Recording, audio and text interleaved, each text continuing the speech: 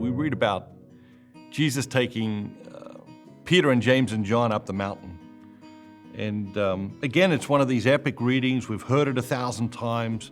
And so it becomes even more important for us to really focus in, to really listen deeply to what is being said, and to peel back some layers that we perhaps haven't considered before.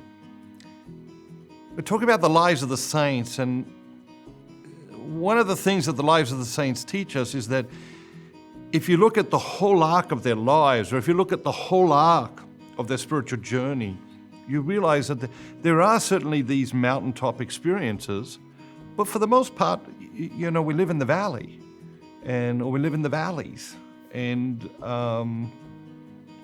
so Jesus takes Peter and James and John up the mountain for one of these astounding mountaintop experiences. And I have had experiences like this in my own spiritual life. I'm sure we all have had some type of mountaintop experience in our spiritual life. I've witnessed thousands of people have mountaintop experiences like this on our pilgrimages. They come on pilgrimage, they come on sacred journey, and they have one of these mountaintop experiences, and it's incredible to witness. Even if it's not happening to you, it's incredible to witness these other people having these mountaintop experiences on these pilgrimages. And as I read this story, one of the things I'm always asking myself in the scriptures is, where's the humanity? What's the human element of this? And one of the human elements of this is that Jesus takes Peter and James and John. He doesn't take the others. He doesn't take them all. He singles these three out, and he takes them up on the mountain. And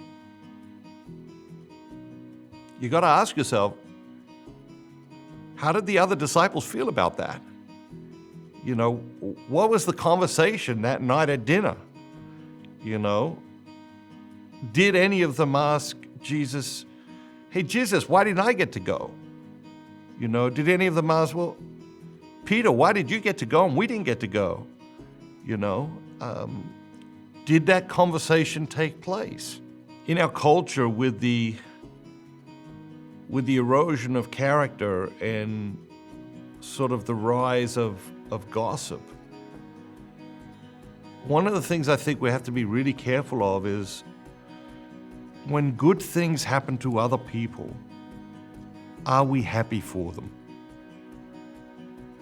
Or does that become a trigger for jealousy, envy, discontentment, resentment, or anything else? I think it's a great litmus test of our Christianity. When good things happen to other people, or when good things happen for other people, are we genuinely happy for them? I think it's a great litmus test. And I think it's something we should be aware of when it's happening. Be aware of, okay, when something good happens to somebody else, what happens within us? What do we think? What do we feel? What goes on within us when something good happens to somebody else? So they're up on the mountain. Jesus, Peter, James, John, Elijah, Moses show up. Peter says, "It is good that we are here." And his next response, "Hey, let's build some tents." I think there's a really profound lesson here for us, because very often when we experience something spiritual, the first thing we want to do is make it material.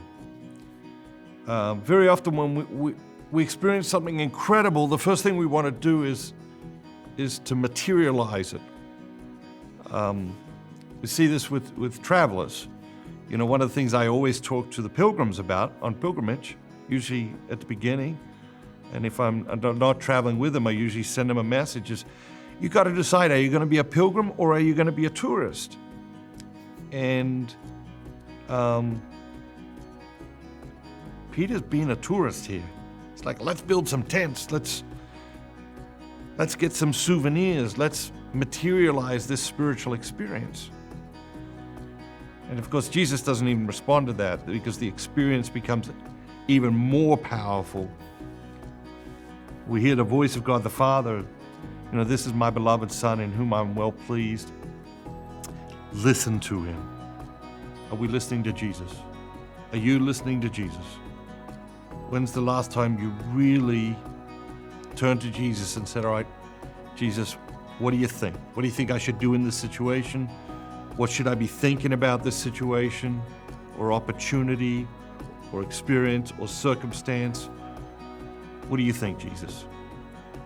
When's the last time you cracked your Bible open to the Gospels midweek and just started reading the life and teachings of Jesus and listening deeply to what Jesus has to say to you?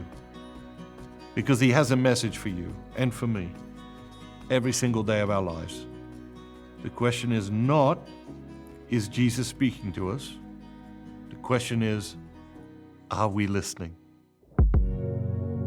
Did you know that 71% of the people that watch Matthew Kelly's videos are not subscribers? That makes no sense. We need to change that.